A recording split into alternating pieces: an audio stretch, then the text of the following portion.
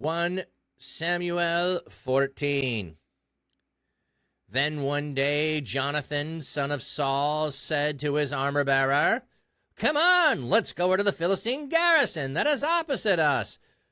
But he did not let his father know. Now Saul was sitting under a pomegranate tree in Migron on the outskirts of Gibeah. The army that was with him numbered about 600 men.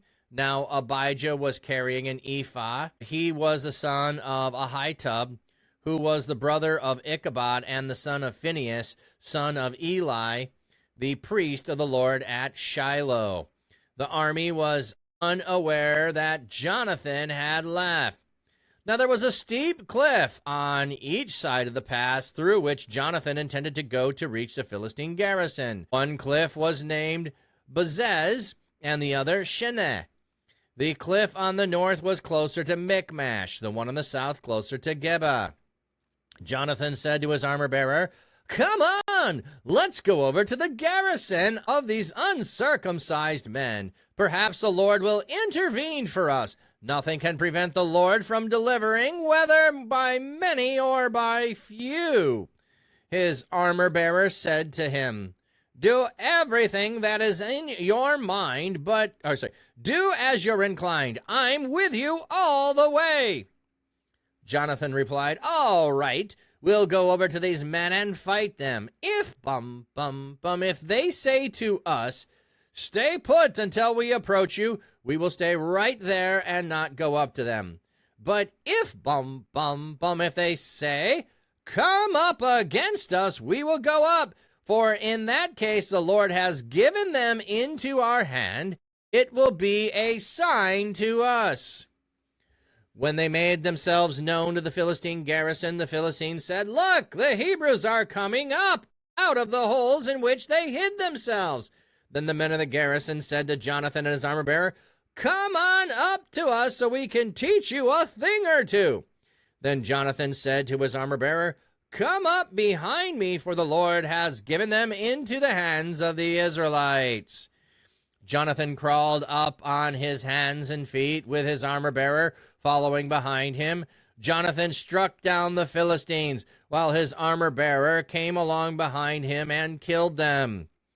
In this initial skirmish, Jonathan and his armor-bearer struck down about 20 men in the area that measured half an acre.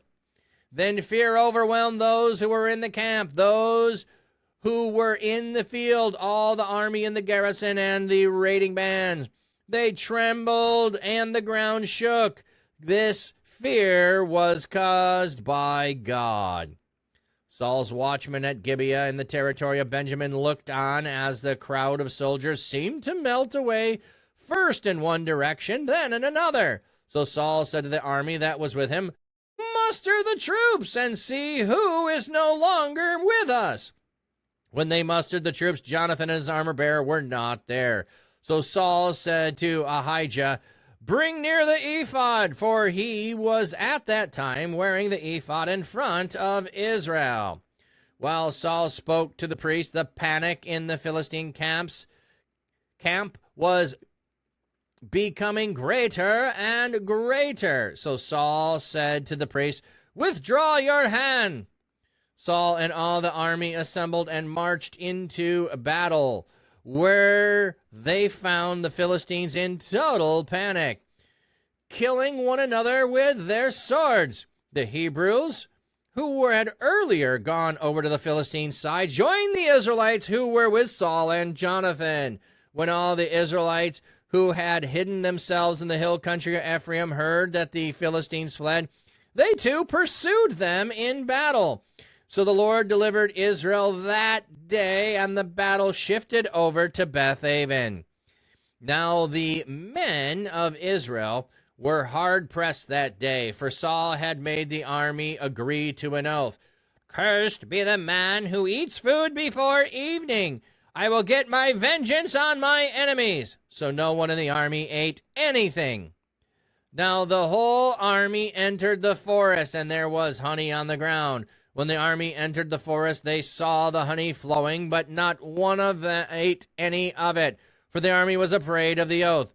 But Jonathan had not heard about the oath his father had made the army take. He extended the end of his staff that was in his hand and dipped it in the honeycomb. When he ate it, his eyes gleamed. Then someone from the army informed him, "Your father put the army under oath, a strict oath, saying, 'Cursed be the man who eats food today.' That is why the army is tired." Then Jonathan said, "My father has caused trouble for the land. See how my eyes gleamed when I tasted just a little of this honey? Certainly, if the army had eaten some of the enemy's provisions that they came across today, would not the slaughter of the Philistines had been even greater?" On that day, the army struck down the Philistines from Michmash to Aijalon, and they became very tired. So the army rushed greedily on the plunder, confiscating sheep, cattle, and calves. They slaughtered them right on the ground, and the army ate them, blood and all. Now it was reported to Saul, "Look, the army is sinning against the Lord by even eating the blood." He said, "All of you have broken the covenant. Roll a large stone over here to me." Then Saul said, "Scatter out among the army and say to them, each of you bring to me your ox and sheep and slaughter them in the spot and eat. Do not sin against the Lord by eating blood." So that night each one brought his ox and slaughtered it there. Then Saul built an altar for the Lord. It was the first time he had built an altar for the Lord. Saul said, "Let's go down after the Philistines at night. We will rout them until the break of day. We won't leave any of them alive." They replied, "Do whatever seems best to you." But the priest said, "Let's approach God here." So Saul asked, "Should I go down after the Philistines? Will you deliver them into the hand of Israel?" But he did not answer him that day. Then Saul said, "All you leaders of the army, come here. Find out how this sin occurred today.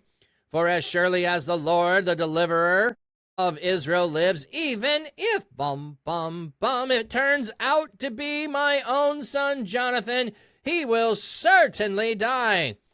But no one from the army said anything.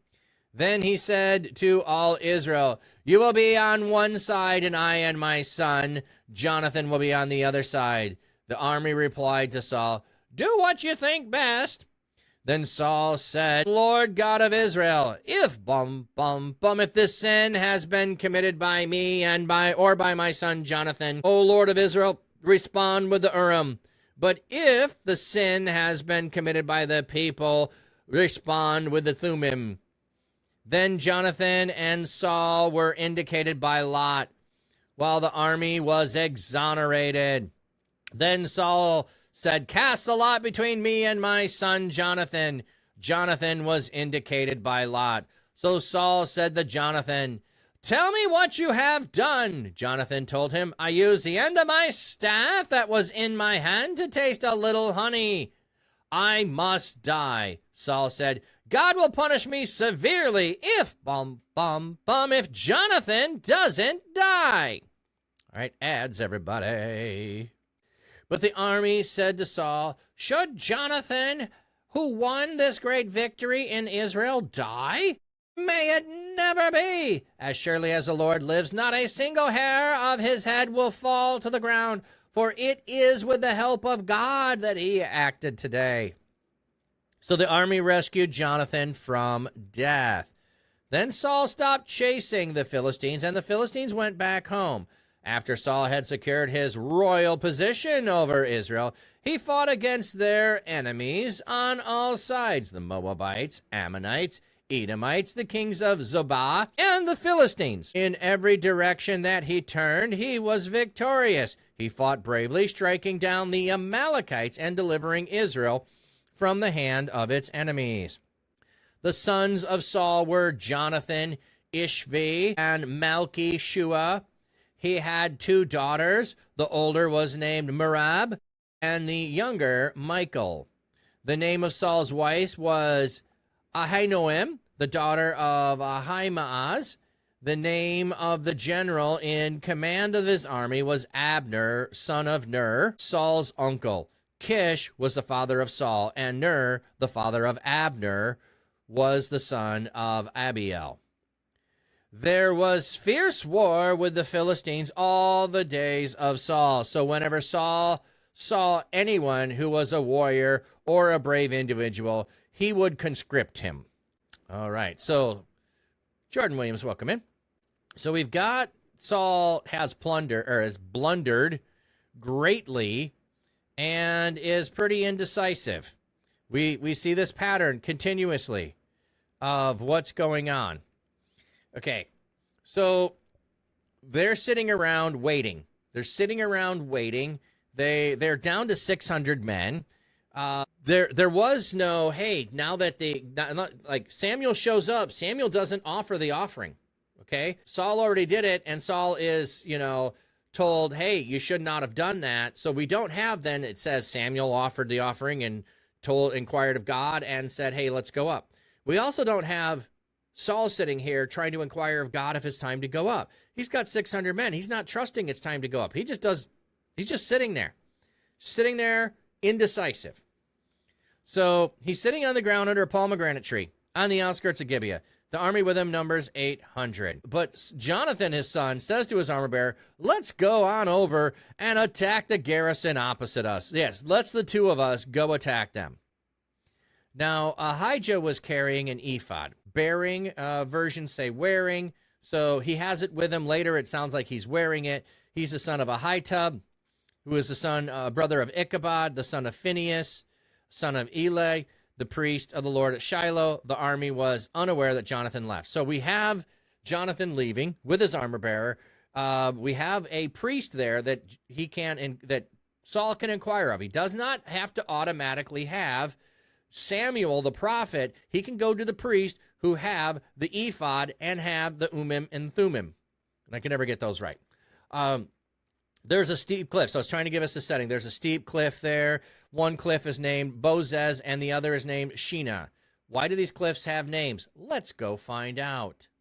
I mean, if the cliffs have names, isn't there probably a reason for that? There we go. Okay, so Bozes, and the other Senneh, Bozes. Strong's H 949. Bozes. Surpassing white. Bozes. Glistening. Strong's H 5573. Senneh. And the Senneh. other one is thorny. Senneh, thorny. So we've got thorny and we've got, ultra white. So it's like bleached white, probably really dry, rocky. And the other is thorns. I'm thinking I'm going up the one that's not thorns. And it's giving us where they're at, so we know what these are.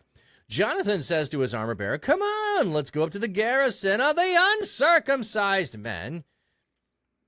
We'll notice that pattern, how people that want to go up who are trusting in God refer to them as the uncircumcised. These uncircumcised Philistines, why? Because they're not followers of God. That's why they're referring to them. They're saying they are not followers of God. Perhaps the Lord will intervene for us. So, hey, let's go up. There's two of us. Maybe God will be on our side. He will act for us.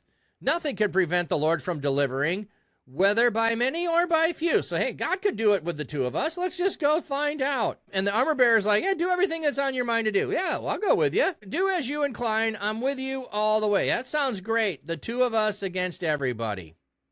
Works in Hollywood movies, right? Jonathan replied, all right, we'll go over there to the men and fight. If they say to us, stay put until we approach you, we will stay right there and not go up to them. But if they say, come up to against us, we will go up, for in that case, the Lord has given them over into our hands. It will be a sign to us. So I'm not sure if this is, they're going into the ravine and they're going to be down below the ravine and climbing up, and they're waiting for the instructions to climb up. Come on up, we'll give you something. And so they're going to climb up and give them something. Or if it's stay there and we'll come to you, then we'll stay there. And we won't go up. We won't fight them. We'll just stay put. I don't know how to do this in real life, so to speak. Like, to have a thing, but we see this several times. We see this several times We see this with Abraham's servant who says, God, may there be a person who comes to drink or to get water, and when I ask for water, not only will they give me water, but they will water my camels. That's the person that you have selected that I'm supposed to go do this. So here we have God. If it's this, then I know you're on my side and we should go up. And if it's that, I know you're not on our side and we should not go up. I don't know how to do that in real life. I don't, but I'm fascinated by it, and it seems like there's this level at which they see and understand how to interact, how to play those things out, how to work through them. I just don't know. I just don't know how to fully know that's a thing to do. Now, I know how to say, should we go or not, and try to discern things, but not in this way of saying, I'm looking for this sign, so go do this thing, and then I'll know it's you. I don't know how to make that work.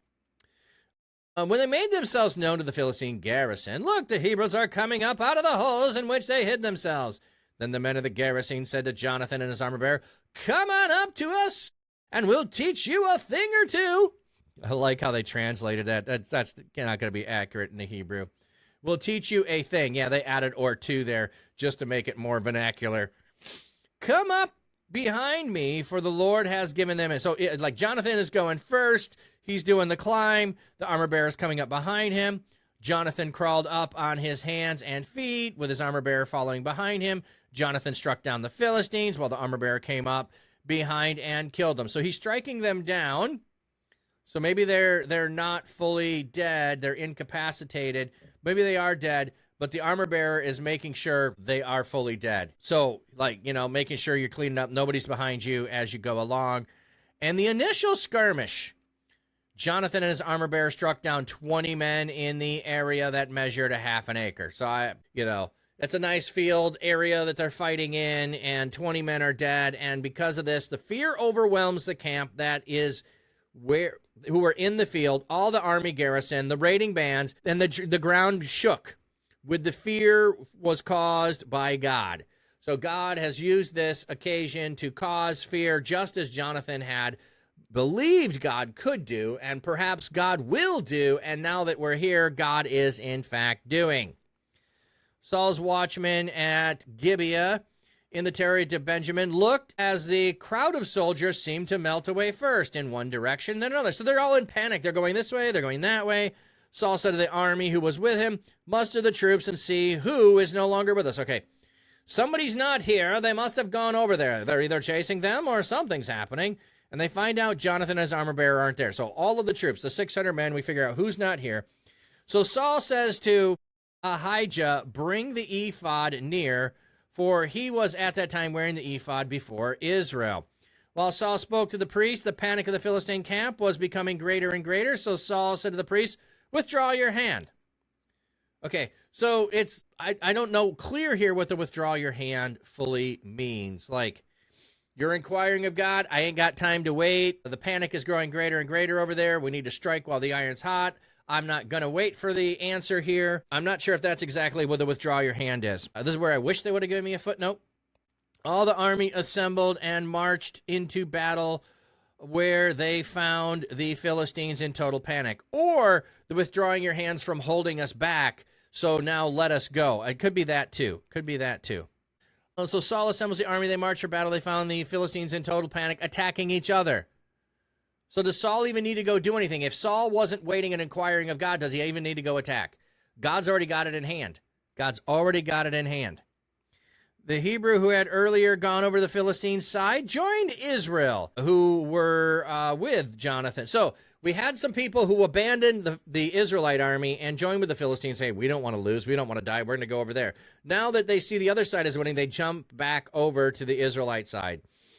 The Israelites who had hidden themselves are now showing up, and the Philistines are fleeing, and they are pursuing them.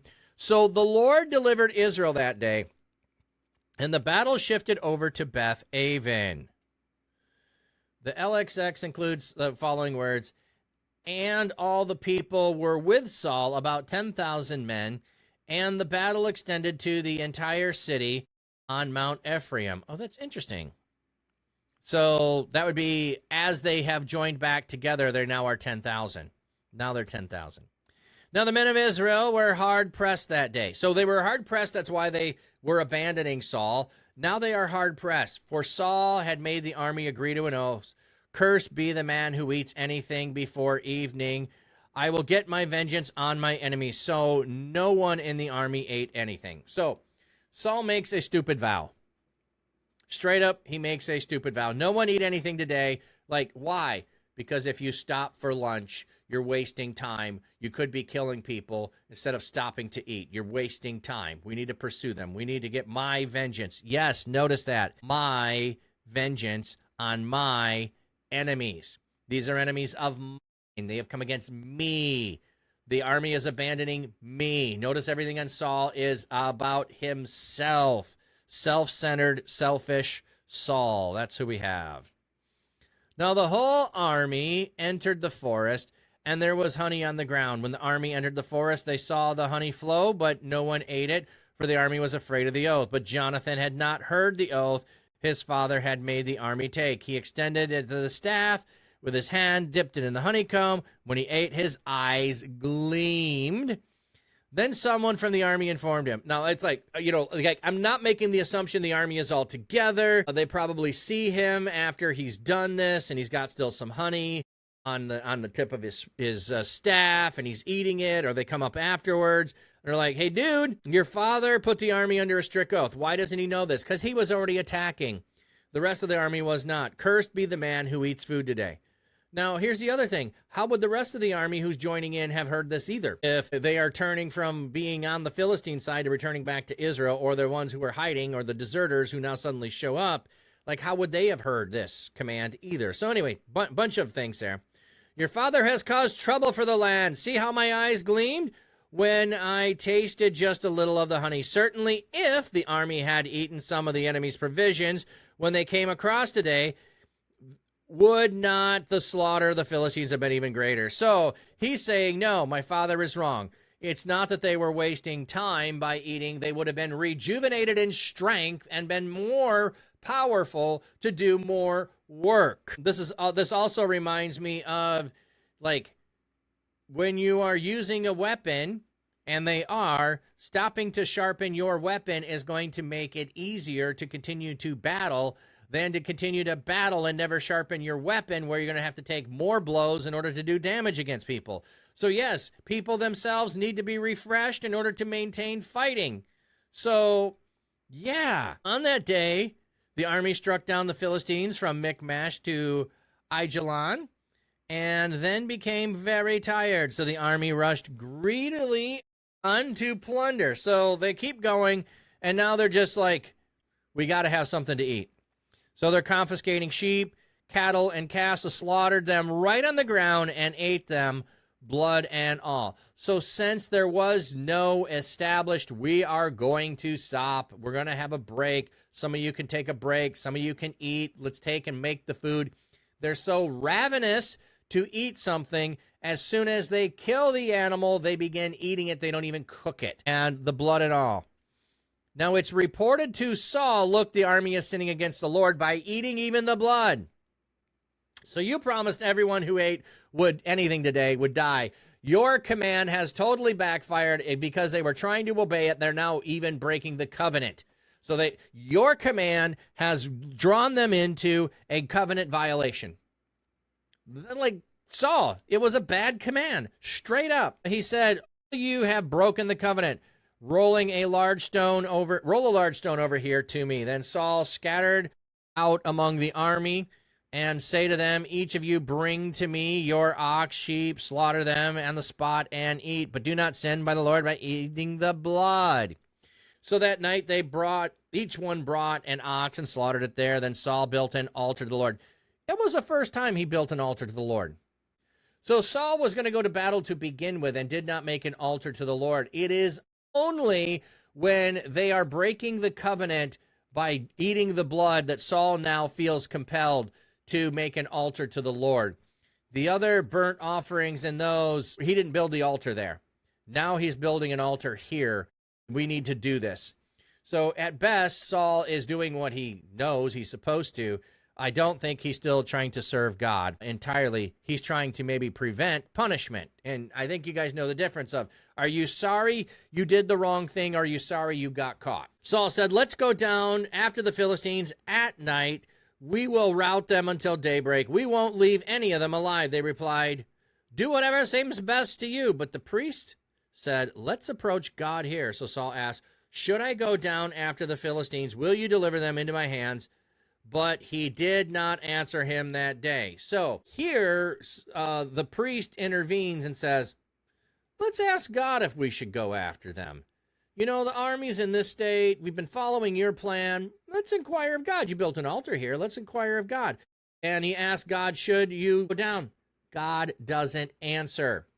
It's not a no. It's not a yes. It's God's not talking to Saul.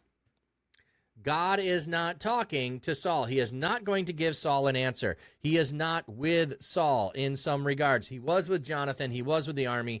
He is not necessarily with Saul. Then Saul said, all you leaders of the army, come here, find out how this sin occurred today. So by no answer, Saul is taking it to mean that there is a sin. For surely the Lord, as the Lord delivered us from Israel lives, even if it turns out to be my own son, he will certainly die. So now Saul says the dumb thing.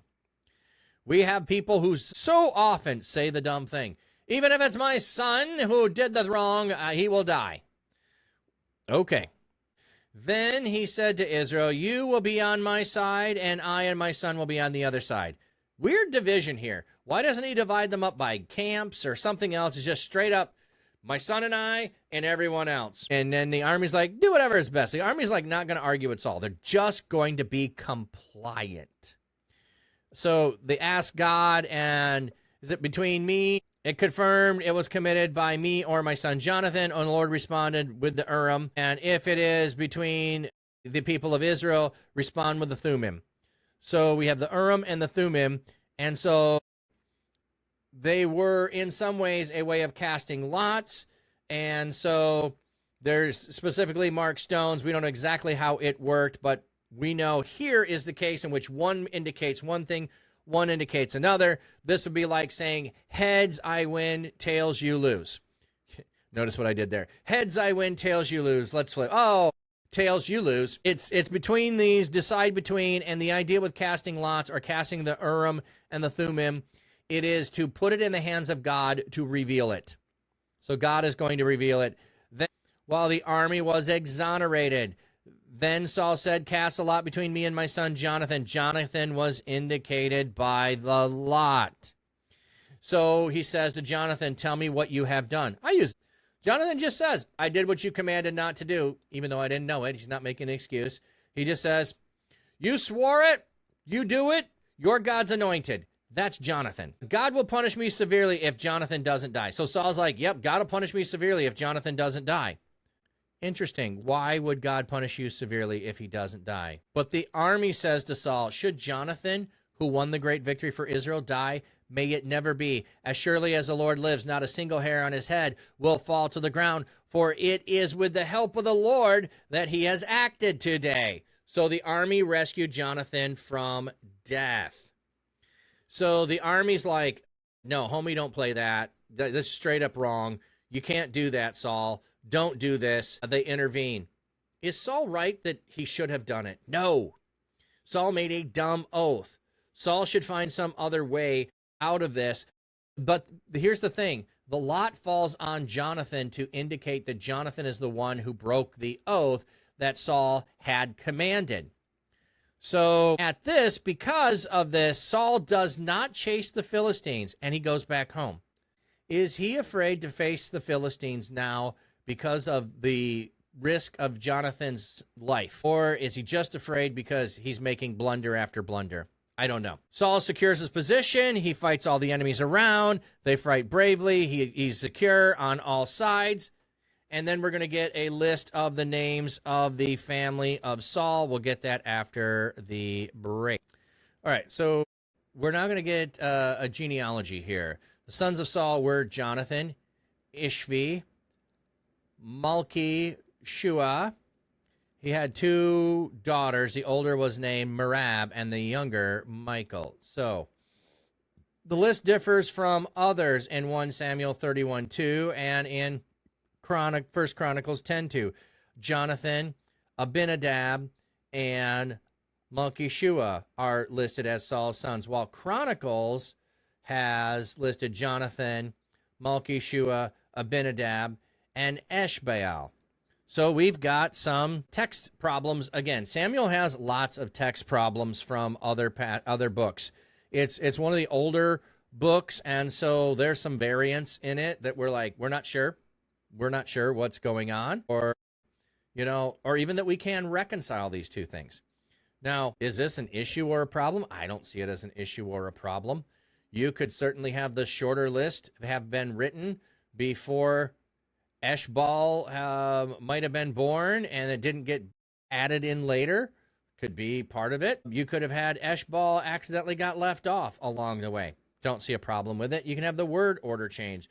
You could have Ishvi be a variation of Abinadab. I mean, maybe. I don't know. I'm not trying to solve the problem. I'm just pointing it out. So anyway, but let's go look at his daughter's name, Merab and Michael. So verse 49, 2 daughters were named Merab and Michael. Merab. Strong's H, 4764. Merab. And Michal. Strong's H, 4324. Michal. Michal. Who is like God. So pretty much the same as Michael. The EL spelling of it is still the same meaning, who is like God. So Saul's wife's name was Ahinoam. Okay, so what is Ahinoam? Ahinoam, my brother is delight. Strong's H, 293. Ahinoam. Ahinoam. Right, so my brother is delight. Interesting. And then we have Abner. Ab means father of Ner. My father is Ner. So Abner, son of Ner, is like really interesting because his father's name is Ner, and his name means my father's name is Ner. So there we have. We're not going to go look up all of those. So we've got genealogy of all of Saul there. There was fierce war between the Philistines all the days of Saul. So whenever Saul saw someone who was a warrior or a brave individual, he would conscript them. So what we have here is a description that Saul is fighting the Philistines constantly. So anybody that looks like they could fight, he forces them into the army. They don't get a choice. He just says, you're in the army now. You've just been drafted, so you're going to be part of it. Yes, recruiting all the time.